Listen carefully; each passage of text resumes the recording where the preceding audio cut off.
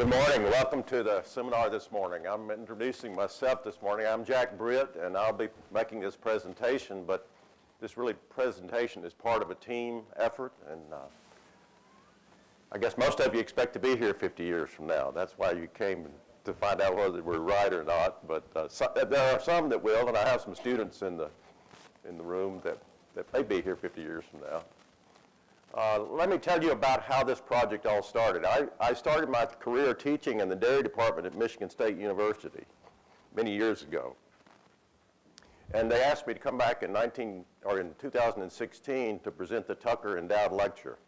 And I thought they wanted me to talk about the stuff I did in my career, and they said, no, we want you to talk about the dairy industry in Michigan 50 years from now. So that would have been 2016 or 2066. And so that kind of scared me to death, but I recruited a group of colleagues from around the world, and you can see the names on the bottom here. And we've been working on this project since then, and we work on this project once a week at least in one way or another, by email, by communication. If you'd like a copy of what I present today, send me an email at that email on the screen. I'll be happy to send you a PDF. If you want the PowerPoint slides, I'll be happy to do that. We also published a paper in the Journal of Dairy Science, if you read the scientific journals in May, that covers much more comprehensively what we'll be talking about today. Okay. Let me just do it this way. You know, looking forward 50 years is one thing, but I can look back 65 years. We built this milking parlor in 1953. We moved to this farm in 52, started milking cows in 1953. We had a 4-in-line, side open stall, dealer valve parlor. We used the first stall to prep the cows, milked in the other 3 stalls. On a good day, we can milk 18 cows an hour. And so that's sort of the beginning. We did have some good cows. This cow that's pictured here was a 10-year-old cow born in our first heifer crop on the farm. A lot of us would like to have a 10-year-old cow that looks like that today, I think.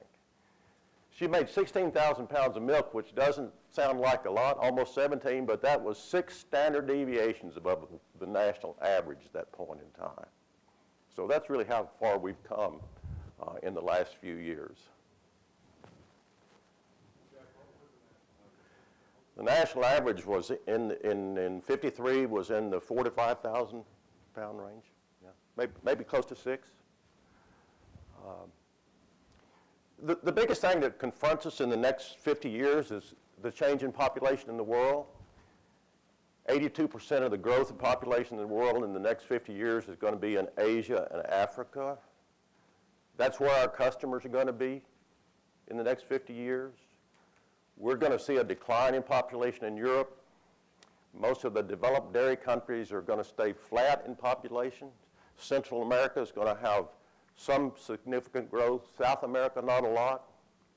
U.S. could stay constant, increase a little bit, or decrease, because most of our growth in the last 50 years in the U.S. has been by immigration. So if we change immigration, our population will go down. So the consumption of dairy is going to change a lot in the next 50 years, and so we need to be focusing on that now.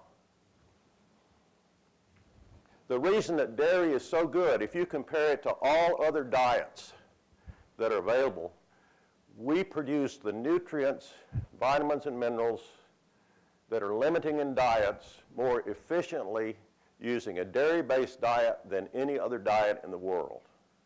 This is a comparison of vegan, egg, dairy, meat-based diets published a couple of years ago. We use the least amount of land, arable land, to produce the most food when we have a dairy-based diet, because there are certain essential vitamins and minerals and amino acids that you get in dairy that you don't get anywhere else efficiently. And so that's why the world is looking at consuming more dairy products. If you look at the developing world, their consumption of dairy is accelerating rapidly, particularly as they move from rural areas to urban areas. They have more money to spend. Dairy consumption is going up in some countries as much as 4 to 6-fold when people move from rural to urban areas and have jobs and have access to high-quality dairy products. So that's an opportunity for us in the future. The other challenge in the future is climate change. Regardless of whether we believe that it's being caused by mankind or what's causing it, it's pretty clear that climate is changing. Look at the changes in temperature over the last 6 or 7 decades in the United States. We've gotten warmer and warmer and warmer, and that continues to happen. And that's going to shift where agriculture is produced around the world, and particularly dairy. 42% of the milk today is produced in areas in the southwest, west. These dark-colored counties are going to have extremely little water 50 years from now. So we're forecasting that most of that dairying is going to move to where there's water availability. It's not temperature that's going to change. It's going to be the water availability. The aquifers are going to be pulled out. So we see dairy moving to the upper Great Lakes area, the upper Midwest, and into the central prairies of Canada. Because the growing season in Saskatchewan is going to increase 6 to 8 weeks in the next 50 years. You add 6 to 8 weeks to the growing season, and we're going to see a big shift in where crops are grown in the next 50 years. Not only Canada's going to benefit, Russia's going to benefit. It's got a lot of land with a lot of snow on it. That's going to move up. Northern China's going to benefit. So we're going to lose some land in closer to the equator, but we're going to gain some land north of the equator. 82% of the population of the world live north of the equator, and 81% of the food in the world is produced north of the equator. So it's a northern hemisphere that's going to be affected most significantly by climate change over the next 50 years. And so if you're investing in the future in dairying, look north, because that's really where the opportunities are going to be. And I know farmers right now who are doing that. They're looking 20 years ahead. I've got a new facility somewhere in Texas. Where am I going to relocate it 20 years from now? And so those are the kinds of thinking I think that we need to incorporate. Milk production is going to continue to climb. Our best estimate is where that star is. 50 years from now, we'll be producing about 50,000 to 55,000 pounds of milk per cow per year. Now, we're talking about volume, but we think also solids is going to increase because we have an imbalance between solids and volume. So we may not be quite at 55. We might be at 45 with higher solids, particularly if we look at the kind of products that people are wanting to consume around the world. We're not going to be shipping fresh milk to all those countries in Africa and Asia. We may ship UHT milk, but we're probably going to be shipping products that are made specifically for them. And those products are different than what we have in the U.S. today. And one of the things that's, I've been to China twice this year working with them, and at the meetings in China, Ireland is there, New Zealand is there, Australia is there, the European Union is there, but nobody's there from the USA. And so we need to be talking to folks in other countries about what do you want in your diet, how can we make products. Maybe in Africa they want cheeses that are spicier or have something added to them that we don't usually put into our products, or fermented products that taste a little differently, or something that's a little saltier. And so we need to be developing products for the future if we're going to have a market for the future. And the market is going to be there. General Motors sells more cars in China than they do in the United States. Why can't we sell more dairy products offshore than we do onshore? And so those are the things that we're thinking about. We also asked, what about other countries? And so that little box in the top of this figure is from New Zealand. New Zealand expresses their yield in terms of solids per hectare, per acre, if you will, milk solids. They're going to be increasing at exactly the same rate as the United States is. So there doesn't seem to be any biological limit on our ability to produce more milk, or actually more crops. There are factors that affect the profitability of producing milk, but we're going to see milk production continue to increase. One of the challenges we have in parts of the world, in Sudan and South Sudan have more cows than the United States, dairy cows, those two countries. their average yield is about 600 pounds per year. You know, that's not sustainable in the future. And so we've got to really look at how do we have sustainable production of food in the future. One bit of bad news is that dairy prices are going to be volatile 50 years from now, just like they are today. And the reason for that is because we can expand a whole lot quicker than we can decrease production. That's what we typically do. These are constant dollar prices that New Zealand dairy farmers received over the last 20 years for their milk solids. That dotted line is the average adjusted for inflation. So these are constant dollars. Notice there's 75% difference between the lowest price and the highest price over 20 years with the constant dollar. 60% of those values were below the average, 40% above. And you say, well, New Zealand is an exporting country. They're in the global marketplace. Here's what happened in the U.S. over that same period of time. 70% difference between the lowest and the highest adjusted mailbox prices over the last 20 years. So our industry has to be resilient. One has to produce milk at a cost that is very competitive because it is a commodity. Unless you're making a very special product with a small market, milk is a commodity. And so globally it's looked at as a commodity. We are respected for the quality of milk that we produce. We don't put USA on the label. We need a picture of the American flag on everything that we ship abroad because people in other countries love dairy products in the United States because they know they're high quality. And so that's something that I think that we need to think about in the future. Herds are going to continue to increase in size. That's been happening since the first cow was milked, and then someone started milking 2 cows. And so we're going to see a continued increase in herd sizes. And I had the opportunity, I'm not going to talk much about this today, I had the opportunity in my last trip to China to look at very detailed financial data from 103 large farms in the United States. When I say large, they average 4,299 cows per farm. Data for 2017. Those farms on the average netted $370 per cow and $2 million per farm after taking out every potential expense that you can see. So what's happening is the large farms are growing because they're spreading their costs, their fixed costs over more pounds of milk. Feed costs are about the same. Price of milk received about the same. It's the ability to spread all those other costs of operating a farm over more pounds of milk that makes them competitive. It makes it more challenging for the small farmers. One of the opportunities that we have with small farmers is what we call lateral integration. And we see that happening around the world where farmers, smaller farmers, work together.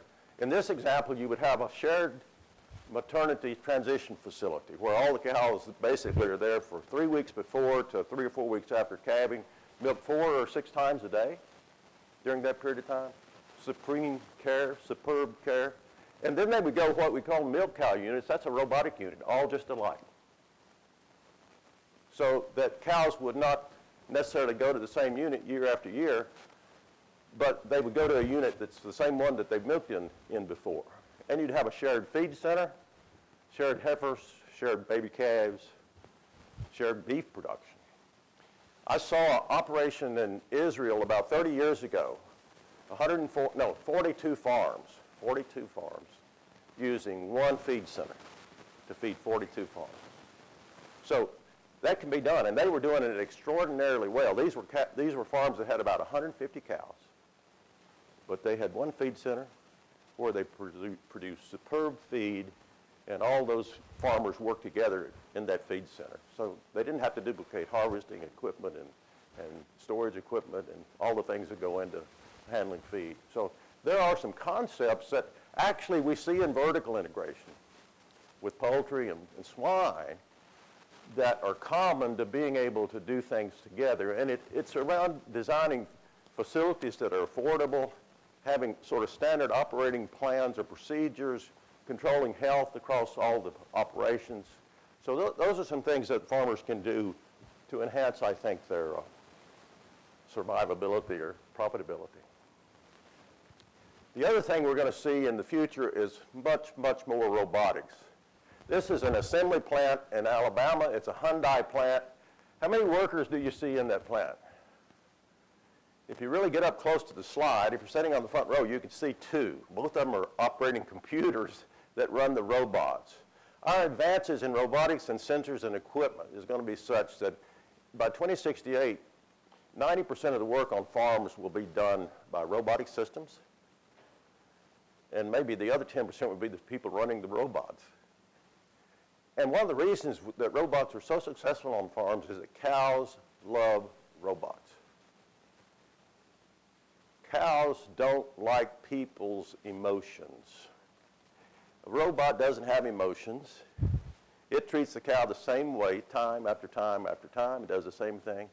And if you go into robotic barns, cows get friendlier and they're happier, I think. You know, if we understand how cows communicate, if I had a future career, I would study how cows communicate. But robotic systems are going to actually help us a lot in terms of managing our herds because of the consistency that takes place within those systems. These systems are going to be integrated, so the crops are going to be talking to the silos, which are going to be talking to the waste handling facility, which are going to be talking to the nutrition system, to the feeding system. And that way we're actually going to improve environmental quality, improve efficiency, and actually have lots of data in the cloud that we will capture and use to learn how to make decisions about cause and effect relationships that we don't use today. And there's a golden opportunity. I'll talk a little bit more about that in the future, or in a few slides. This is a system that we see developed by the Gates Foundation. It's used in Africa in small villages and communities that don't have sewage treatment facilities, waste handling facilities. It's designed for a community. We have a dairy farm in North America that's putting one of these in right now. It'll be the first one that I know of. This is costly enough, so we're probably going to talk about right now at least a 3,000 to 4,000 cow herd being able to afford one. But if this works, we will see it downsized so that it becomes affordable on a lot of different operations. What you get here is your manure and your wastewater, and the cleaning water goes into this system. What comes out is potable water that you can reuse. You can reuse 80% of the water that's used on the farm through this system. You get nutrient balanced fertilizer like you buy at the co-op or from your fertilizer dealer. And you can produce biogas or energy from this. This is going to have a huge impact really on the environmental impact of farms. And it's going to produce products that the farm can reuse. That's going to be costly. So that's why it's going to be seen on larger farms before we see it on other farms. But if it works, it will be downsizable. The techniques there will be downsizable. We're going to see a number of new crops in the next 50 years. We say we'll see perennial corn. There's some debate about that. There is perennial corn right now from the original varieties. Those genes have been identified. They're incorporating that, at least at some universities, into breeding programs. Not too much in industry yet. We also see a lot of crops that are being produced for bioenergy. Those bioenergy crops, the biggest problem is called recalcitrants. It's hard to digest them to make ethanol and biofuel, cellulosic crops. So they're working on improving digestion. If you improve digestion to make cellulose, to make ethanol, you improve digestion in the cow's rumen. And some of those crops will produce 40 tons of dry matter per acre and have to be planted only once every 15 or 20 years. So I think we'll see an evolution in the kind of crops that we have. We're going to see a lot more also in pastures, in more complex pastures than we have today, with new legumes and new grasses that are being developed globally to make pasture systems more intensive, if you will. Huge study in Ireland showed that the most profitable farms in Ireland, and they studied nearly all the farms about 4 years ago, were the farms that got the highest production per cow or the highest production per acre or per hectare. And a lot of times those were the same ones. And they did it because of high quality forage management and grazing systems. So grazing systems can be very competitive, very profitable. We don't think that you can have sort of a conventional system and a grazing system and do both of them. If you really look at the data that are available, you either have to be a grazing system or a conventional system and not a combination. In most cases, it becomes a little too costly to do the combinations, and some good studies on that around the world. One of the things that we don't understand is how herds behave. As a scientist, you start out studying the animal, and then they say that's not detailed enough, and so you start studying the organ. I started studying the cow, then I started studying the ovary, and then I started studying the oocyte within the ovary, and then the genes within the oocyte. None of that tells us about how herds behave, and herds behave differently. We call herds superorganisms. Other examples of superorganisms are beehives, or termite colonies, or flocks of birds that travel and feed together. Now, what's common? They live in the same environment. They consume the same feed. They're exposed to the same diseases. They're managed by the same person or persons in terms of beehives.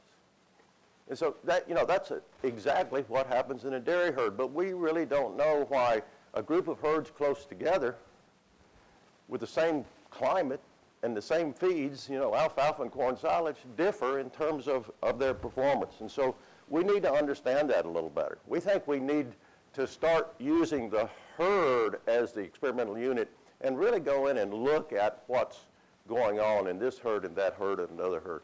Part of it's protocols. Part of it is, other things that we don't really measure and understand. But if we can get enough data captured from the sensors and all the equipment that we have, and we can share that in the cloud, we can begin to understand what are the things that you really need to do in a herd to be most successful, to have the healthiest cows, the best milk, and the most profitable kind of operation. That's something that's missing. We know a lot more about beehives than we do about dairies. We know how bees communicate.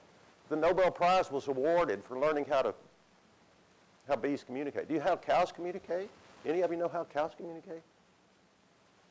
My next career is going to be learn how the cows communicate. If we understood that, our robots could communicate with the cows. And the cows would be happier and happier and happier. But so those are problems that we could actually solve if we just spend a little time and energy thinking about how do we approach those problems. We're going to see breeds were created by mankind. There's not a natural breed of cows in the world. We created breeds, and we think there's something sanctimonious about having a purebred animal. Really, what we need to be thinking about are what are the best set of genes that an animal can have, and those best sets of genes are going to differ in various parts of the world. And so in the future, our commercial cattle anyway are going to be gene-based rather than breed-based. We'll still have breeds because that's where the genes are today, but we'll begin moving some of those genes around a little bit. We're going to have cows that are more efficient, have a smaller environmental footprint, healthier. It's amazing the progress that's being made when you look at data from herds that are selecting for the health index traits, daughter pregnancy rate traits, those things that we have in genomics. I've seen a herd in California where the average longevity has increased almost 1 lactation in a 3,000 cow herd in the last 5 years by focusing on those traits. I mean, that's a huge impact.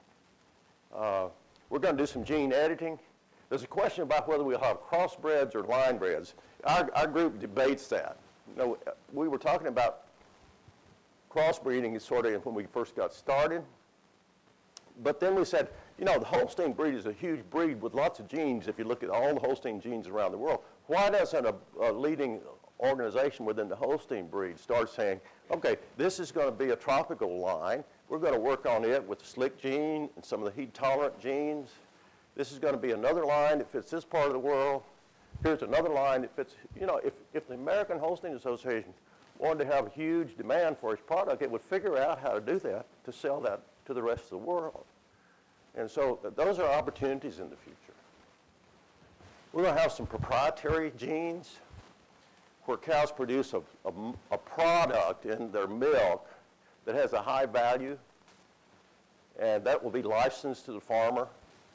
The farmer can't sell offspring, but the milk will be worth many times what milk is worth today because of the product, maybe a health product that's in that designer milk.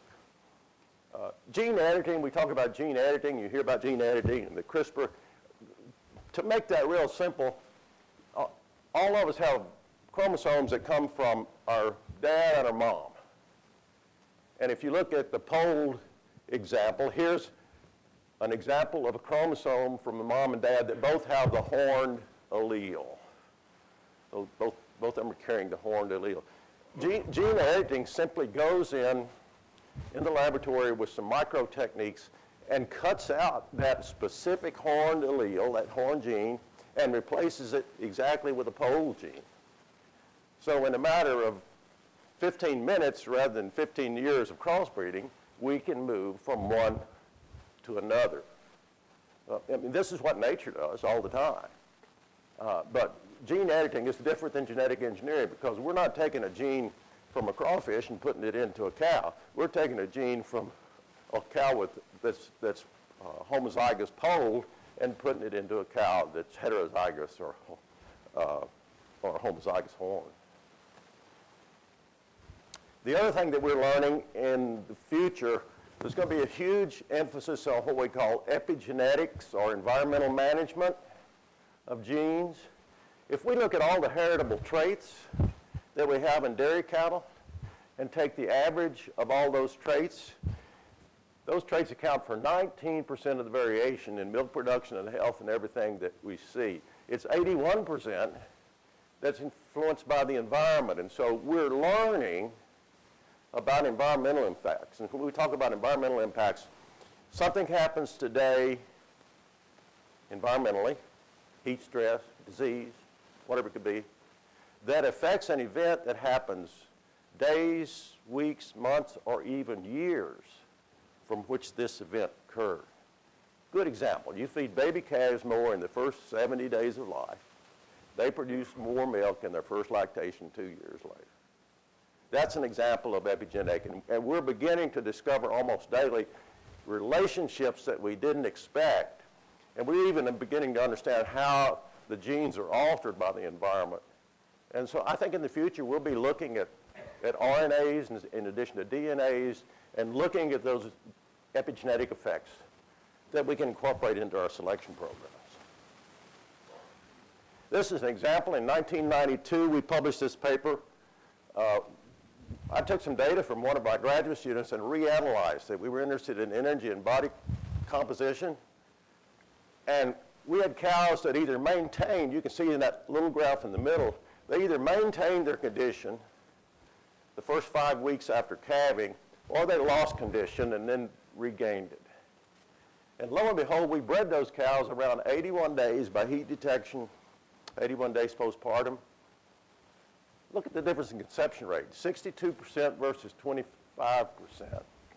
We didn't know what was going on, but now we do know.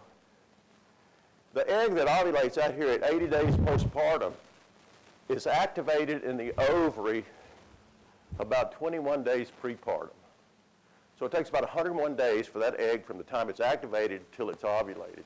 And see what's happening during that transition period, that egg is being exposed to the body weight losses and the severe impacts of the transition period. Well, what does that mean in real life today? This is a study from University of Wisconsin, about 1,800 cows. They looked at the body condition scores in these cows 3 weeks postpartum. They had 3 groups of cows. They had cows that lost body condition score the first 3 weeks, that maintained their body condition score their first 3 weeks, or they gained body condition score the first 3 weeks. They subjected them all to timed AI with an off-sync program. 82 days postpartum, they were all inseminated. Look at the pregnancy rates in these cows. Can you imagine an 84% pregnancy rate in Holstein cows? That's what they got in those cows that gained weight. The nutritionists said, who were part of the co-authors, we didn't think cows could not lose weight. We thought that was false.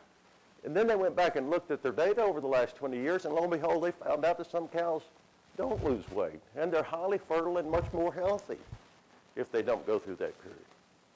And so we're going to see cows in the future that are different.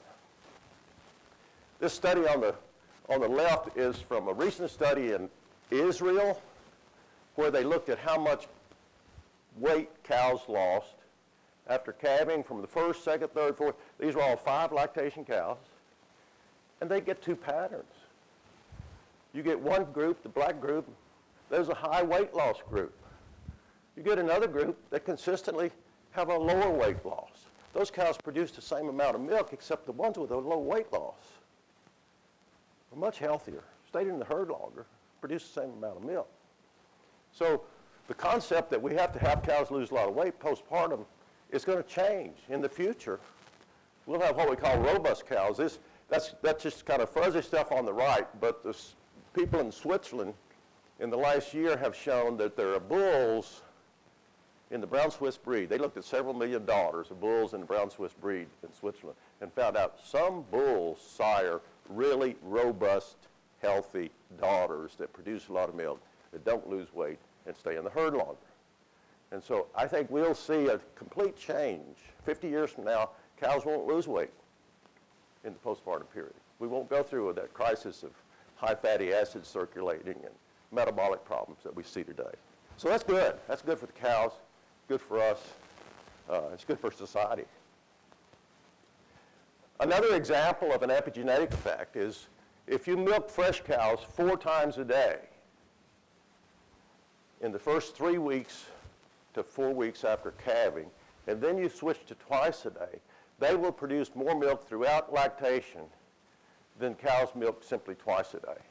So that frequent milking in the first 3 weeks postpartum changes the cells in the mammary glands so that they're more active in producing milk from then on in the lactation.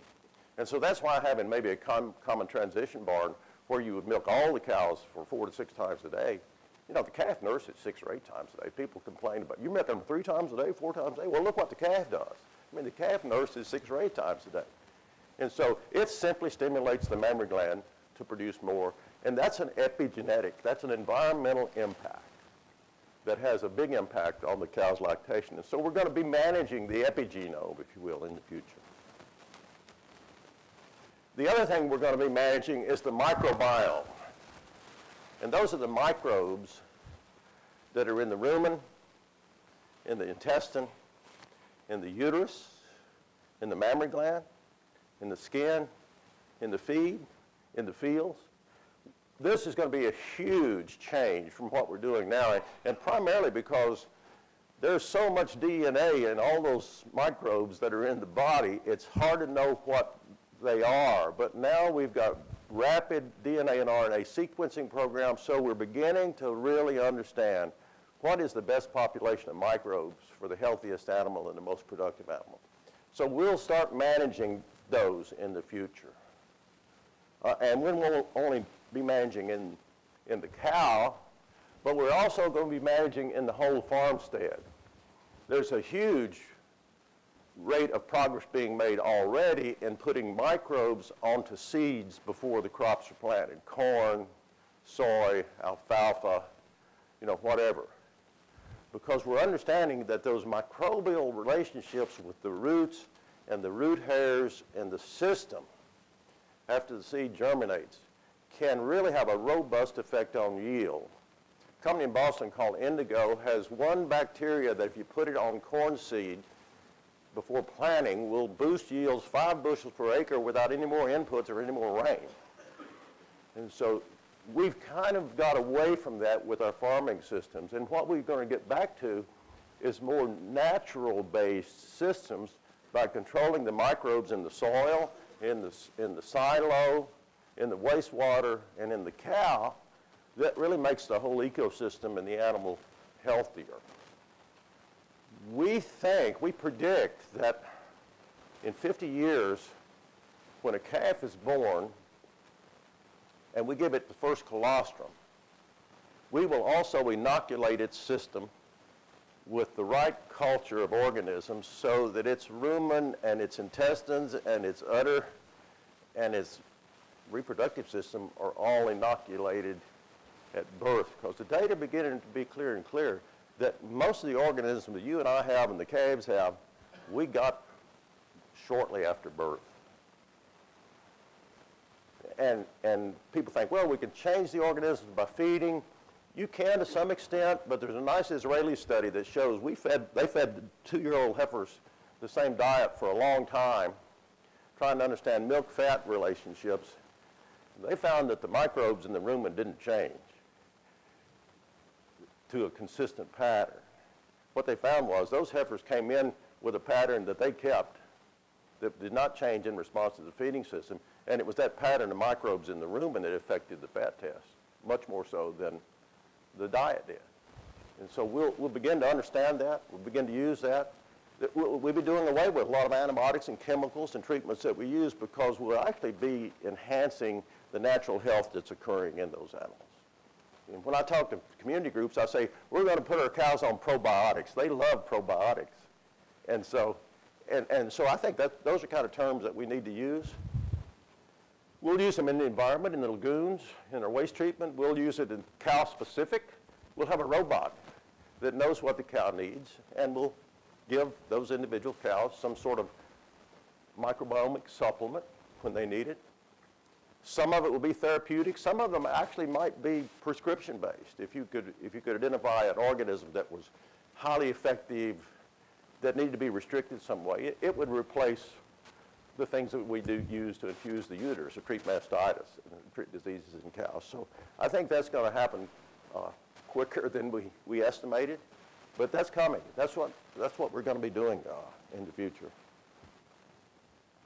You know, one of the things I think that's missing in our whole dairy society is a vision.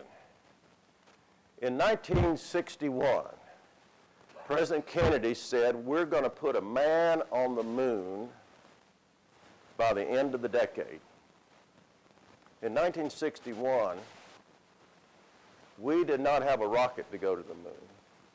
We actually didn't know how to calculate the orbit to get to and around the moon, nor did we have a lunar lander that would land on the moon and blast off and bring the astronauts back, and we didn't have anything for them to wear when they were on the moon or how to communicate with them when they were on the moon. In 1969, we put man on the moon. I remember sitting around the little black and white TV seeing Armstrong step off the lunar lander onto the surface of the moon, and then them leaving with the camera showing it blasting off, and part of it still sitting there. It was the vision. It was the vision that drove that. It was the vision that Kennedy said in 61 that led to us going to the moon and back in 69. That drove the development of the equipment. That drove the development of the science. That drove our ability to go into space. And so what I'm saying is that the future of dairying may be erratic, it may be unpredictable, but if we have a vision for dairying in the U.S. or in the world, that's what it will be in 50 years, because the vision will get us there. And so one of the things I see lacking that we need to figure out how to work on in an effective and efficient way without pointing fingers at each other, what is our vision for 50 years from now? How do we get there? How do we feed the world? How do we have a profitable, productive industry? And so we've got to think about the concepts of what's going to happen in the next 50 years. And I know it's tough in the dairy business right now, but there are some things that we can do even right now that will help us be more successful and more profitable. So that's where we see dairying 50 years from now. And I thank you for the opportunity to come and chat with you, and I'd be happy to respond to any questions that you have.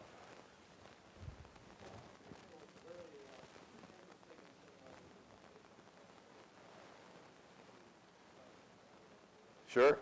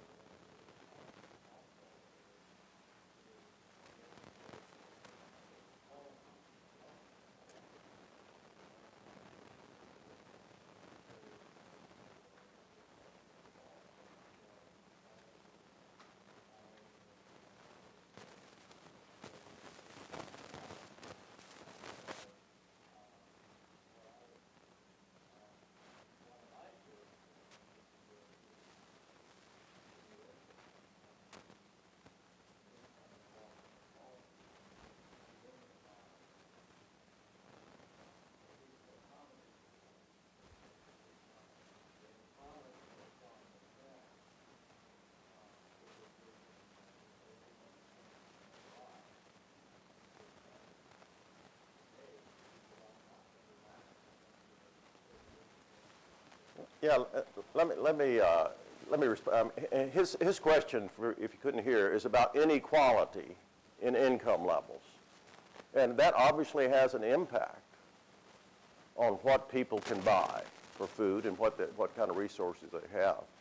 And while there is a lot of inequality, if we look at the world data, the rate of poverty, the rate of low income is decreasing at a faster rate than it has in my lifetime. And if you start specifically looking at the economics in a lot of these developing countries, we're seeing a pretty rapid increase in income. I was in China twice this year, and my perception is people are prosperous. They're happy. They're spending money. Now, they have a different sort of culture than we do, but I think the opportunity is going to exist around the world for us to have a huge market if we can figure out what people want. And they may not be able to afford a latte 3 times a day, but they can afford to buy high-quality dairy products. And so I think that's what we need to focus on. That's going to be with us. But I have a more positive, I guess, impression of where we're headed in those developed countries than is kind of maybe our typical perception. And the second question then. Yeah.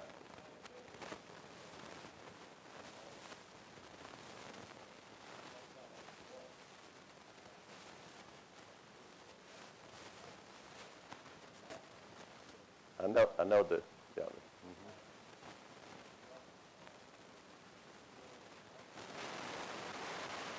Sure.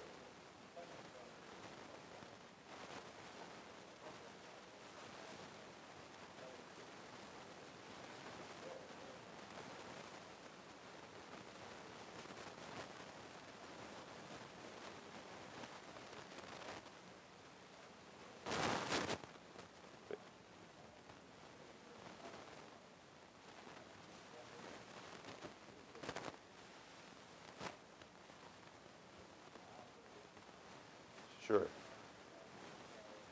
You know, the question is about energy, using fossil fuel energy. One of the things that we've looked at closely is who's using the fossil fuel energy.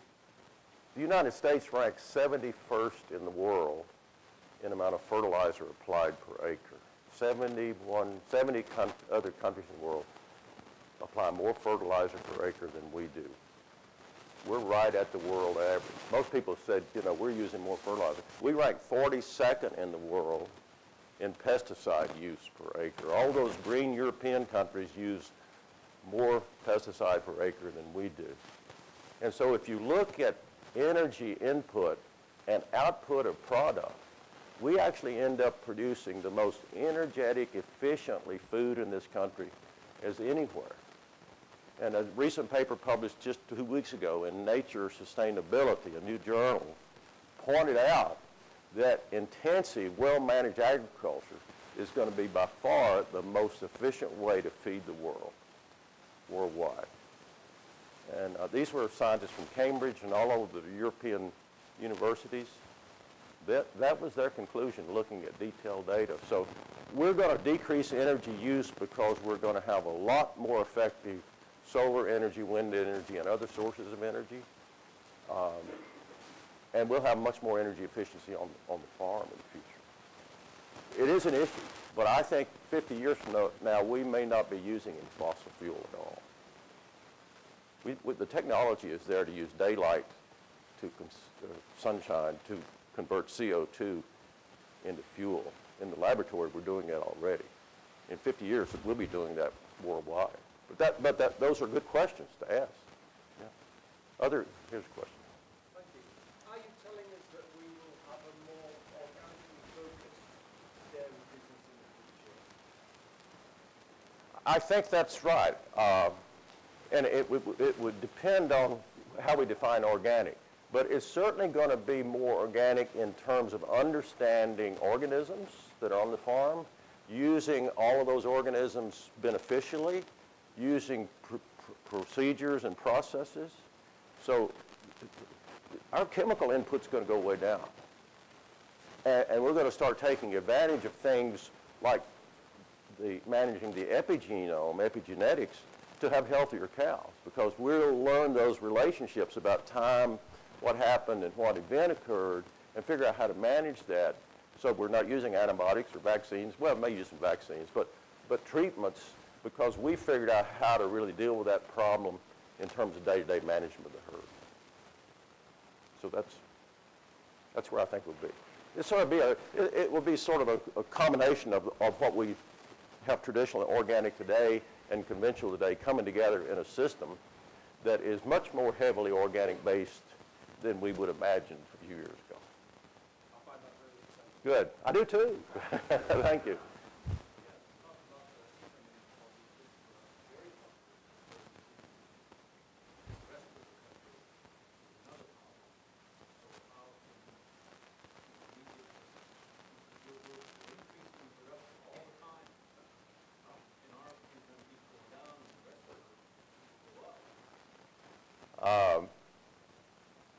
You know, when I talk about a vision, that our vision needs to incorporate and encapsulate some of those kind of situations. And let me tell you, my family lost everything we had in 1983 when corn prices had been high and dropped by 50%. We lost the farm. My mom and dad lost their house. They lost everything they had. So I understand from a personal experience some of the things that happen when we produce erratically, and that's that volatility. We've got to figure out how to be resilient in that volatile activity, because I don't see us reducing that very much. I mean, weather can produce a huge crop in the United States one year and a terrible crop the next year. That contributes to the volatility. Yes, we are producing more milk. And so that's an issue to deal with. I don't know that Canada's got the right, you know, they sort of handcuff whether you can grow or not. But we do need to deal with those issues. There's a question right here. With your discussion of robotics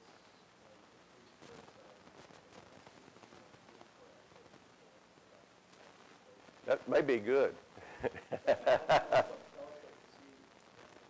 Well, I think that we're going to have plenty of opportunities for people to be in the dairy business who work on dairy farms.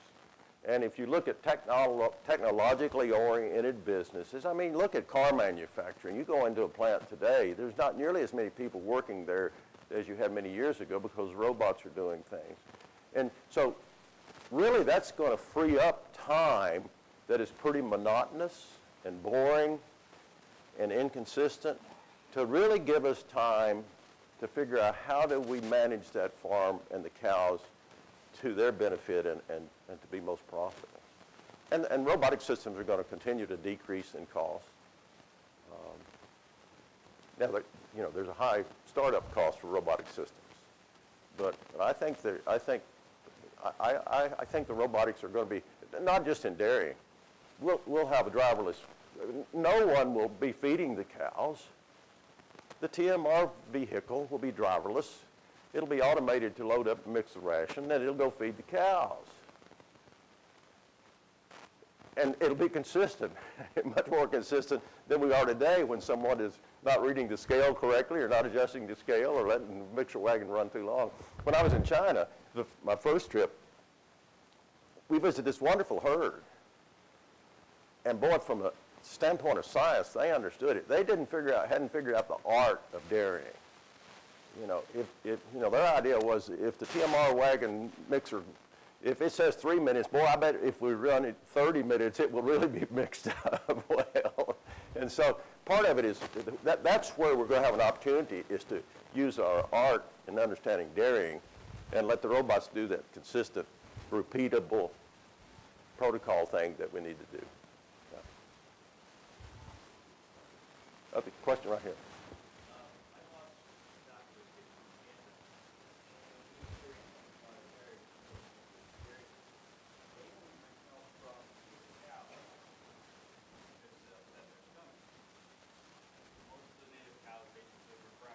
Yeah. How are we going to meet that need? We mostly have a whole clean herd, and we actually learn what it is that This is a very good question. I think it's a point that I think we need to be doing. He says that the people in Uganda drink milk from the native cows because they can digest it well. They drink other milk. It's not as good. It's not as digestible. It upsets their stomach. That could be a microbe. You know, it could be a culture. It could be something different in milk composition. I bet it's not the milk composition. I bet it's how the milk's handled or what it has in it that's beneficial. That's why we need to be around the world in these countries looking at what do they want, what's in that milk, how can we make a product that is healthy and they will buy. You know, you can't wait until you have a surplus and see if you can send the powder somewhere. You've got to develop the products for the rest of the world now. And so I think we ought to have people in Uganda. Nigeria is going to have 50% more people in 50 years than the United States. There are going to be 570 million people in Nigeria in 50 years. That's a huge market. And so who's going to provide them? I mean, so that's a great question. Yeah. Well, where do you see how numbers go? So obviously, humans will create less greenhouse gases. The focus is on more and more cow production. Cow numbers are going to go down. Everyone who looks at cow numbers, because as productivity goes up, even in developing countries, cow numbers are going to go down. We did not try to estimate exactly where they will be. We think in the United States, if it's business as usual, we'll have 4 to 5 million cows in 50 years. So about half of what we got now. In order to meet our need. Now, if we have a big export market, we will need 9 million cows. If we don't, we'll need 4 to 5 million cows. And the gas, actually, greenhouse, if we measure greenhouse gas per unit of food at the consumer level,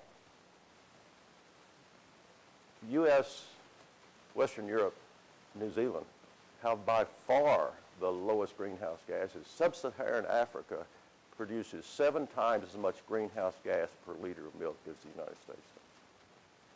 So you can't look at the cow. You've got to look at the food that goes to the consumer, because that's what we're doing. We're feeding consumers. We feed the cows to produce a product for the consumers. We need to look, what is the greenhouse gas load at the consumer level, because that's the big impact. Mm-hmm.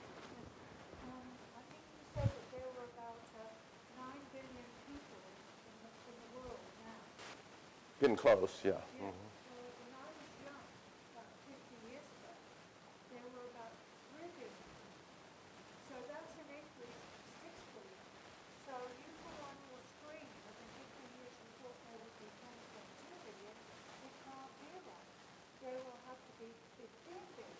Actually, so where are we going? that's a very good question. If you look, she says that we should have 15 billion in 50 years. If you look at birth rates and fertility rates around the world, we're going to reach a peak in population in the world around 2070, and then it's going to start declining. Because as wealth increases, we see this everywhere, population starts going down. So we only have about a 50-year window, which we're going to be really under duress with climate change and population, because we're going to see the population in the world go back down maybe eventually to around 7 or 8 billion. If you look at all the demographic data, the United Nations has great demographic data and projections out. You can look out for another 150 years and you see that curve changing and coming back down. So we're going to have a real tight situation there for 50 or 60 years, but we're going to get over that hump. Other questions? Oh, one more, back here, sure. Okay, good. I'm not an economist.